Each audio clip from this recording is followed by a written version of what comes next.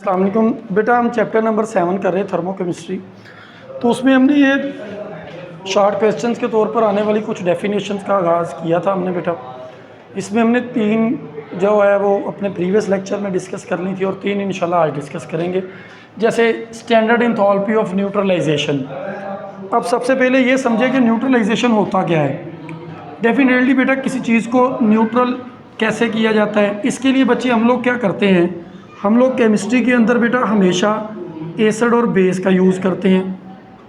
जैसे मैथ के अंदर हम किसी भी चीज़ को न्यूट्रल करने के लिए प्लस और माइनस का यूज़ करते हैं कि किसी चीज़ को प्लस कर दें और माइनस कर दें और वो कट जाता है और जवाब जो है वो उसका प्लस और माइनस का ज़ीरो आंसर आ जाता है, तो न्यूट्रल में आता है। तो बच्चे केमिस्ट्री के अंदर हम एसिड और बेस का यूज़ करते हैं। एसिड और बेस को जब यूज़ करते हैं तो इसके नतीजे में हमारे पास एज ए रिज़ल्ट हमेशा साल्ट और वाटर बनता है।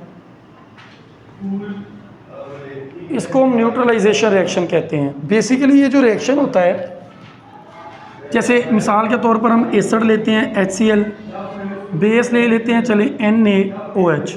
ज़रा समझना है पहले कि न्यूट्रलाइजेशन क्या होती है। अब इसके ऊपर पॉजिटिव चार्ज है, इसके ऊपर नेगेटिव, सोडियम के ऊपर पॉजिटिव और हाइड्रोक्सल के ऊपर नेगेटिव चार्ज। अब होता बेटा इसी तरह ही है कि पॉजिटिव नेगेटिव आपस में मिलते हैं। जैसे ये वाला जो नेगेटिव है ये इस पॉजिटिव के साथ मिलेगा, तो इसके रिज़ल्ट में हमारे पास NaCl आ जाएगा, NaCl बनेगा, ये साल्ट है। और इसी तरह बच्चे ये वाला जो हाइड्रोजन पॉजिटिव है और ये वाला OH जो नेगेटिव है, ये आपस में बेटा रिएक्ट करेंगे, मिलेंगे, तो हमारे पास वाटर बन जाएगा। तो ये न्यूट्रलाइजेशन हो रही है, न्यूट्रल हो रहे हैं एसिड और बेस को। जब एसिड की मिकदार ज़्यादा हो जाएगा तो बेस मिलाया जाता है, तो वो चीज़ नॉर्मल फॉर्म में न्यूट्रल में हो जाती है। बेस की मिकदार ज़्यादा हो जाती है तो एसिड मिलाया जाता है, तो उसकी जो है ना, आप लोगों ने ये टेस्ट नहीं किए, लैब के अंदर हम टेस्ट भी करते हैं कि जब हम किसी भी एसिड को या बेस को ज़्यादा करते जाते हैं कुछ प्रोसेस के अंदर, तो वो कलर देते हैं। उसको न्यूट्रल करने के लिए कलर को उसके अंदर थोड़ा एसिड डाल देते हैं, वो फिर कलरलेस हो जाता है, फिर बेस डालते हैं, फिर कलर आता है, फिर तो मतलब ये कि एसिड और बेस को जब भी मिलाते हैं केमिस्ट्री के अंदर तो ये न्यूट्रलाइजेशन रिएक्शन देते हैं। इसी सिलसिले में बेटा इसकी डेफिनेशन हम लोग लिखेंगे, डेफिनेशन नोट कीजिए।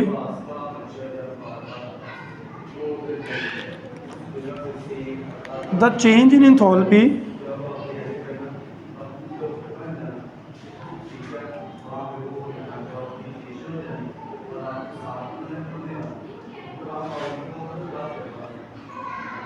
when hydrogen ion of an acid react with OH ion of base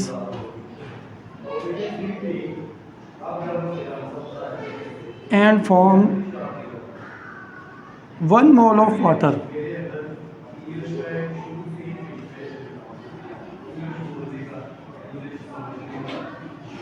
under standard condition.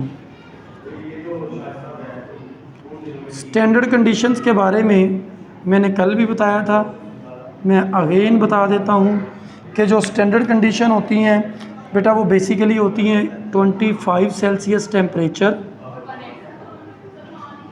और 1 एटमॉस्फेरिक प्रेशर, इसको स्टैंडर्ड कंडीशन कहते हैं। तो किसी भी बेस एसिड क्या होता है, जो हाइड्रोजन आयन दे दे, जो भी हाइड्रोजन आयन लॉस करता है वो एसिड है, और जो OH आयन देता है वो बेस।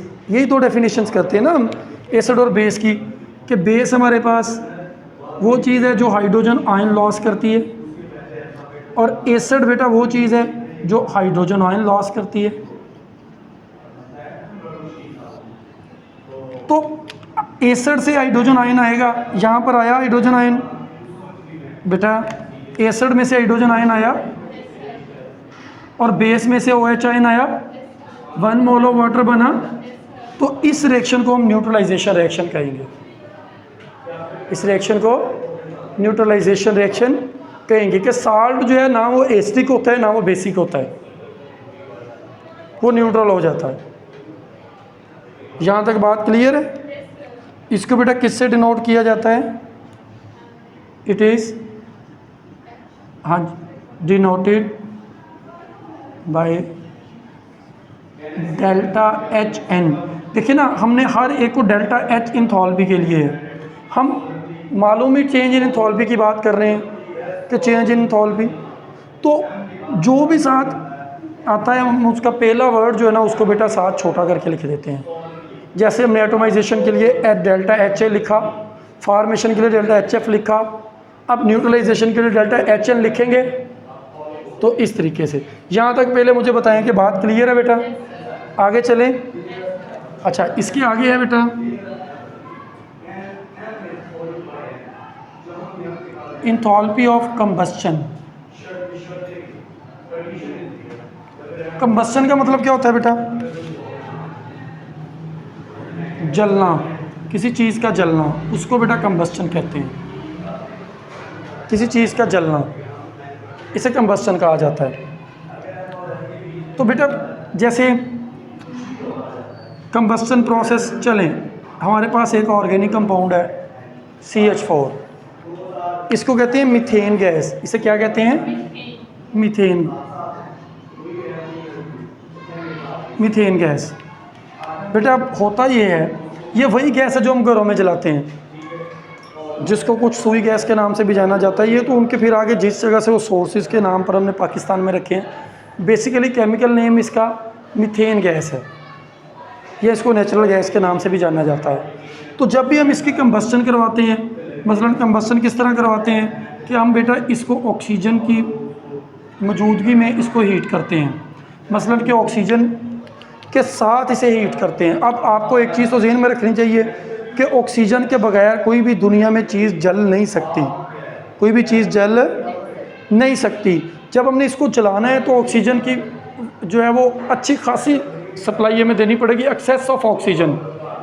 उसकी मौजूदगी में इसको जलाएंगे, हीट करेंगे, ये साइन जो होता है ये हीट का होता है। तो हमारे पास इसमें हमेशा एक बात याद रखें, CO2 H2O और साथ कुछ हीट जो है एनर्जी निकलेगी in the form of heat. एक बात याद रखें बेटा, CH4 हाइड्रोकार्बन है। जब भी दुनिया में जितने भी हाइड्रोकार्बन या ऑर्गेनिक कंपाउंड है उन्हें जब भी बर्न किया जाता है, कंबस्ट किया जाता है, तो उसके नतीजे में बेटा कार्बन डाइऑक्साइड बनता है और वाटर। ये वैसे ही बता रहा हूँ, लेकिन इस तरह के प्रोसेस बेटा चलते हैं, इस तरह के इसको कंबस्शन कहा जाता है। डेफिनेशन नोट करें।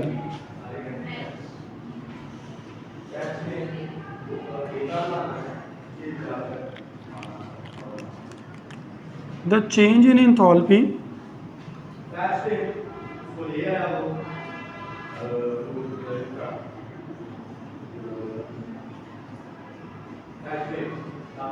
when a compound is burnt in excess of oxygen is called under standard condition। ये भी लिख लें। वैसे तो हमने हर प्रोसेस को स्टैंडर्ड कंडीशन के अंदर ही परफॉर्म करना है। It is called enthalpy of combustion. ये एग्जांपल आपने देनी है। कोई बात समझ आ रही है कंबस्शन की? सिंपली बेटा जलाया है किसी चीज़ को, कोई मतलब इसमें कोई मुश्किल नहीं है, सिर्फ जलाया है। ऑक्सीजन की मिकदार ज़रा ज़्यादा देनी है। एक्सेस का मतलब होता है ज़्यादा होना किसी चीज़ का। It is denoted by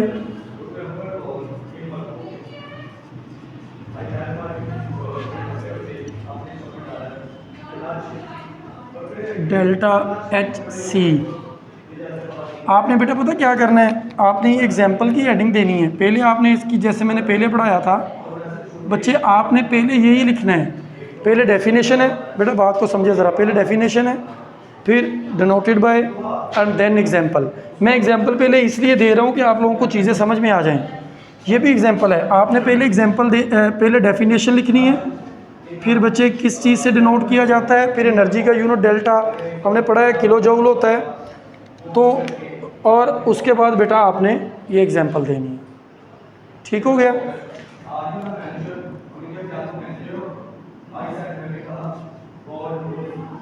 it's SI unit is kilo joule per mole. SI unit kilo joule per mole है। इसमें भी आप लिख सकते हैं बेटा सबका ही SI यूनिट इंथैल्पी का जूल होता है, जब मालूम करते हैं तो किलो जूल में करते हैं।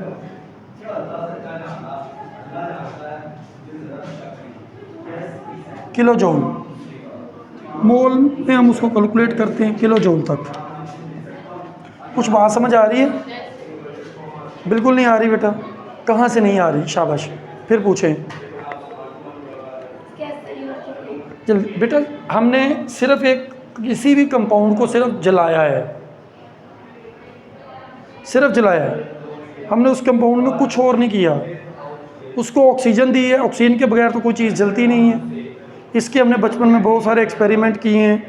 वो मोमबत्ती के साथ हमने बहुत सारे एक्सपेरिमेंट किए हैं कि आग लगाई है उसको और उसको देखा है तो उसके ऊपर ग्लास रख दे तो बंद हो जाती है, ऑक्सीजन में जलती रहती है। बेटा हमने सिंपल वो किया है, हमने कुछ नहीं किया इसमें, सिंपल इसको जलाया है। जलाने के नतीजे में मैंने आपको बताया कि ऑर्गेनिक कंपाउंड है तो हमारे पास कार्बन डाइऑक्साइड और वाटर बनेगा। हाँ, इसमें एनर्जी की मिकदार आप लोगों ने नोट करनी है कि इसकी जो डेल्टा HC है वो होती है -890 किलो जूल पर मोल, डेल्टा HC। और इसमें जो डेल्टा HN हमारे पास आती है वो आती है -57.5 किलो जूल पर मोल। और एक चीज़ और याद रखें, ये जो मैंने एक वैल्यू लिखी है ना बेटा, ये जो एक वैल्यू लिखी है, ये चीज़ और भी याद रखें कि जब भी बेटा किसी भी जगह पर हमने स्ट्रॉन्ग एसिड और स्ट्रॉन्ग बेस, मैं फिर बात करता हूँ, स्ट्रॉन्ग एसिड और स्ट्रॉन्ग बेस को रिएक्शन करवाना है, मिलाना है, उसमें हमारे पास वो एक्सोथर्मिक रिएक्शन ही होगा और उसमें इतनी एनर्जी ही ऑलमोस्ट निकलेगी। इसमें पॉइंट्स में कुछ फ़र्क पड़ सकता है जो एनर्जी रिलीज़ होगी, अदरवाइज़ ये तकरीबन इतनी एनर्जी ही होगी। ठीक है, इसके अंदर बेटा -890 किलो जूल। क्लियर है बात? अच्छा, इसके बाद बेटा हमारे पास इसी डेफिनेशंस के अंदर लास्ट डेफिनेशन है इंथैल्पी ऑफ सॉल्यूशन। अच्छा, इसको बेटा करने से पहले थोड़ा सा ये समझें कि जो सॉल्यूशन है वो कैसे बनता है। सॉल्यूशन कैसे बनता है? देखिए, कोई भी हमारे पास सॉल्यूशन है, हमारे पास बेटा एक सिलेंडर है,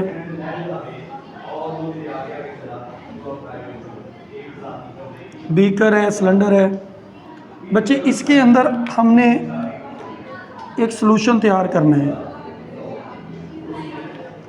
मैं ये कलर्स जो है 2 कर देता हूँ ताकि आप लोगों को थोड़ा सा सॉल्यूशन पता लगे। अब ये सॉल्यूशन जो है ये 2 सब्सटेंसेस का, 2 लिक्विड्स का मिक्सचर है। इसमें जो आपको ब्लू नज़र आ रहे हैं ये ज़्यादा नज़र आ रहे हैं, और जिसकी मिकदार ज़्यादा है वो क्या होता है? सॉल्वेंट होता है। सॉल्यूशन जो है ये 2 चीज़ों से बेटा मिलके बनता है ना, एक हमारे पास सल्यूट होता है और एक सॉल्वेंट है।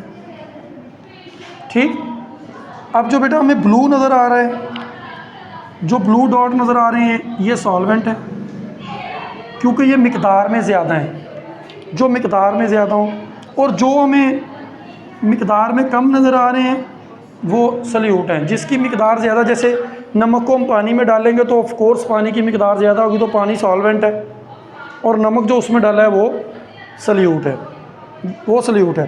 तो एक solution, enthalpy of solution, enthalpy में चेंज उस वक्त आएगा जब सॉल्यूशन बनेगा। एंथैल्पी में चेंज उस वक्त आएगा जब सॉल्यूशन बनेगा। तो सॉल्यूशन कब बनेगा इसका? अब इसके जब सल्यूट और सॉल्वेंट आपस में मिलेंगे। तो डेफिनेशन बेटा ज़रा नोट करें इसकी।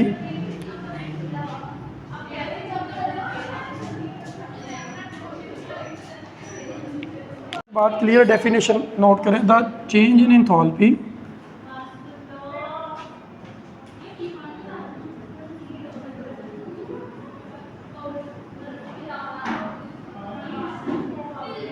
when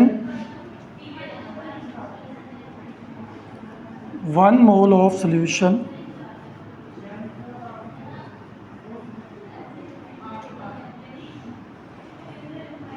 is formed by dissolving। वैसे बेटा अगर हम ये ना भी लिखें, जहाँ तक भी लिखें तो डेफिनेशन ठीक मानी जाएगी, क्योंकि जब सॉल्यूशन का 1 मोल बनता है और वो अंडरस्टूड बात है कि बनता कैसे है कि जब सल्यूट और सॉल्वेंट मिलते हैं। मैं वैसे इससे आगे अगर आप एक्सटेंशन करना चाहें तो हो सकती है, is formed when solute is dissolved in solvent. ये एक लाइन है, फ़र्क कोई नहीं, लेकिन यहाँ तक भी मेरा बेटा डेफिनेशन ठीक मानी जाएगी। मसलन देखिए ना, एग्जाम्पल बेटा,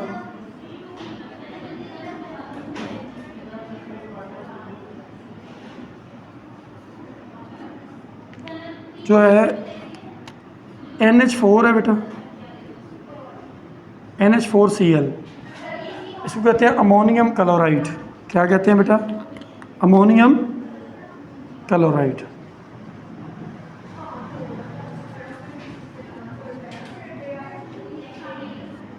बच्चे इसमें हमने इसको सिर्फ सिंपल इसका पानी में डाल के सॉल्यूशन बनाना है, इसको एक्वस कहते हैं। एक्वस में डाला और बच्चे हमारे पास अब ये एक्वस सॉल्यूशन बन गया इसका AQ। इसके में बच्चे जो एनर्जी की मिकदार हमारे पास आती है डेल्टा HS इसको सॉल्यूशन से, वो आती है -25 किलो जूल पर मोल। ये भी एक्सोथर्मिक प्रोसेस है। -0.7 ये भी एक्सोथर्मिक प्रोसेस है बेटा, इसको एक्सोथर्मिक प्रोसेस में किया जाता है। और इसको किससे डिनोट किया जाता है? It is denoted with solution, SOL लिखा जाता है बेटा उसके नीचे। 25.0 बेटा, सॉरी ये नोट कर लीजिएगा, या -25 भी हो सकती थी। यहाँ तक बेटा सिंपल। इसमें हमने सॉल्यूशन बनाया है, इसमें हमने चीज़ को जलाया है, इसमें हमने इसको न्यूट्रलाइजेशन की है इसकी। ठीक है, यहाँ तक बात क्लियर? कोई क्वेश्चन है तो बेटा कर ले। अल्लाह हाफिज़ बेटा।